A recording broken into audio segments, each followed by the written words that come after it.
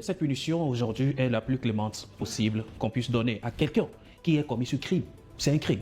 Alors, cette punition est la plus symbolique possible aujourd'hui pour passer un message à ceux qui manipulent l'argent de l'État. On parle de l'argent public, on parle de la chose publique, on parle d'un détournement de fonds publics.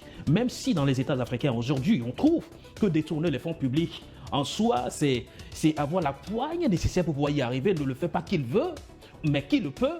Ici, au Burkina Faso, l'on veut nous faire passer un message comme quoi ce qui est destiné au peuple est tout est pour le peuple. Il n'est pas question de l'utiliser d'une autre manière. C'est dommage aujourd'hui que dans nos États africains, les fonctionnaires deviennent immensement riches. On n'est pas fonctionnaire pour devenir milliardaire sur le compte de l'État. Si on est homme d'affaires, on comprend. Et opérateur économique, on comprend. Mais fonctionnaire, on connaît bien votre salaire à la fin du mois. Mais c'est vous qui devenez immensement riche et personne n'interroge votre richesse.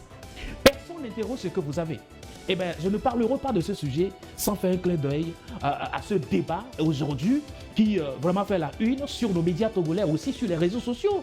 Mais jusqu'à ce jour, est-ce qu'il y a une justice qui s'auto-saisit de ce sujet pour véritablement faire la part des choses et éclairer l'opinion? On attend encore, mais là, au Burkina Faso, on a pris une mesure, c'est de sanctionner 5 ans devant des vies qui ont été décimées, faute d'assistance. C'est quoi?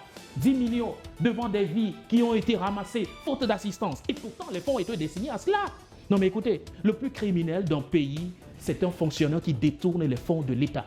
Je me réserve encore de dire un certain nombre de choses sur les dossiers qui sont en cours, en ce qui concerne la situation togolaise. Non, mais quand je parle du Burkina Faso, je parle aussi du Togo, parce que le Burkina Faso, c'est l'Afrique. Alors, le Burkina Faso qui conseille de bonnes choses, les bonnes pratiques peuvent également être conseillées dans les États africains, dont le Togo. Et donc, je ne parle pas d'un cas isolé. Donc, aujourd'hui, ce qui gangrène le développement sur le continent, c'est aussi ça, l'impunité. Et lorsqu'on parle de détournement, questionner un système, il y a forcément un système établi. Il y a forcément certains qui protègent certains. Alors, vous l'avez dit, au départ, un ministre a été appréhendé. Il a tout de suite cité des noms.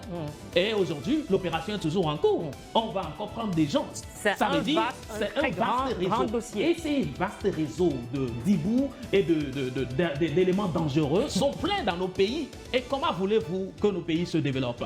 Dans les pays, les gens sont immensement des milliardaires et pourtant, on souffre d'eau, on souffre d'électricité. Et là, on parlera bientôt de blanchiment d'argent. Pour l'instant, on parle de détournement.